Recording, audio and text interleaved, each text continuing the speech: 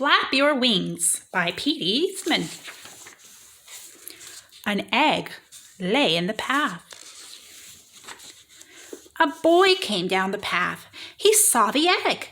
He looked around. He saw flamingos and frogs and turtles and alligators. "Whose egg is this?" he called.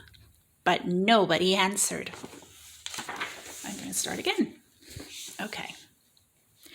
Flap Your Wings by Flap Your Wings. Flap Your Wings by P.D. Eastman. An egg lay in the path. A boy came down the path. He saw the egg. He looked around.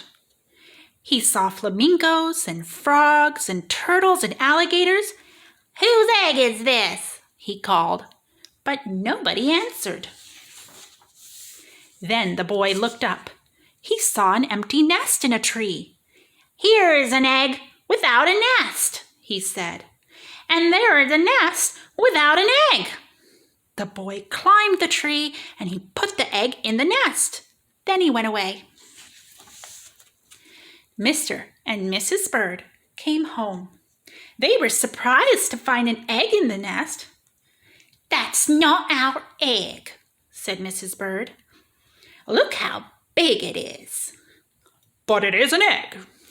It's in our nest," said Mr. Bird.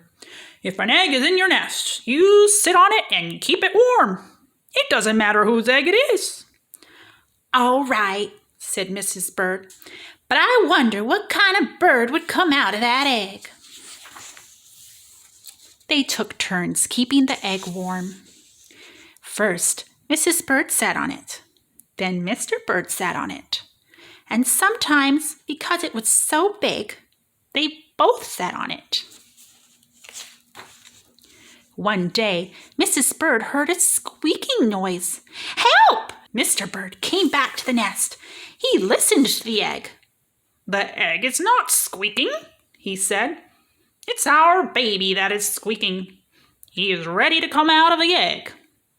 Mr. and Mrs. Bird waited. Squeak, squeak, squeak. Squeak, squeak, squeak, squeak. Crack. The egg started to crack. Squeak, squeak, squeak. Then it cracked some more. And there was the baby. And there was the baby. Mr. Bird was very excited. "It's Junior," he shouted. "What a beautiful baby." Junior opened his mouth. It was a big mouth.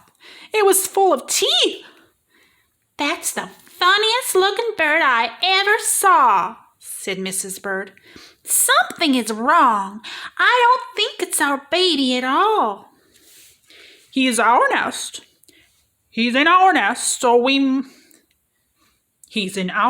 so he must be ours," said Mr. Bird. "His mouth is open. That means he's hungry. When your baby is hungry, you feed him." Mr. and Mrs. Bird went away to get some food for Junior. Mr. Bird brought a pink worm. Mr. Bird brought a pink worm. Mrs. Bird brought a green one. Junior ate both worms in one gulp. Then he opened his mouth wide again. "We have to get Junior lots more to eat," said Mr. and Mrs. Bird. Hour after hour, day after day, they brought food for Junior. Mrs. Bird brought berries and cherries. She got butterflies and caterpillars. She got dragonflies and mosquitoes. She got ladybugs and tiger beetles. Mr. Bird got crickets and spiders. He got grasshoppers and snails. He got red ants. He got black ants. He got centipedes too. "What kind of bird eats so much?" said Mrs. Bird. "It doesn't matter," said Mr. Bird. "He's still hungry, and we have to feed him." Weeks went by. Junior never stopped eating. And he never stopped growing. He grew bigger and bigger and bigger. Finally, Junior got so big that Mr. Bird said, It's too crowded up here.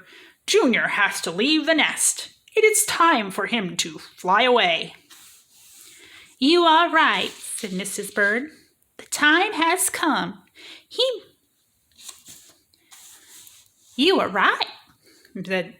You are right, said Mrs. Bird. The time has come. We must show him how to fly. Mrs. Bird pushed and pushed. Mr. Bird showed Junior how to fly. Jump into the air like this, he said.